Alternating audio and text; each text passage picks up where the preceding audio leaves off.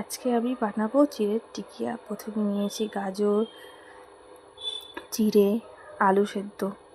তারপরে হালকা করে তাওয়াতে ঘি দিয়ে একটু গরম হয়ে গেলে তার মধ্যে দিয়ে দিতে হবে সেই কুচিয়ে রাখা গাজরগুলো দিয়ে হালকা করে ফ্রাই করে নিব,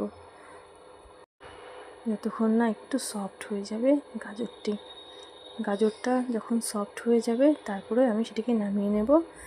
তারপরে আমি একটা গামলার মধ্যে চিড়ে, গাজর, তারপরে আলু সেদ্ধ সামান্য একটু নুন দিয়ে মেখে নেব। সেটিকে ভালো করে সফট করে মেখে নিতে হবে।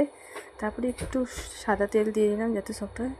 তারপরে সামান্য একটু ময়দা দিয়ে সেটিকে মাখিয়ে নিয়ে তারপরে বেলনিতে গোল করে বেলে সেটিকে আপনারা যেরকমটা বানাবেন খেতে চান সেরকম করে সাইজ করে নেবেন।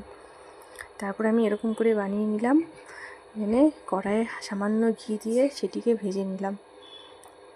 আমার চিড়ের টিকিয়া রেডি। আপনাদের যদি ভালো লেগে থাকে তাহলে আপনারাও বাড়িতে এটি ট্রাই করতে পারেন। বাচ্চাদের টিফিনের জন্য খুবই ভালো এই জিনিসটি।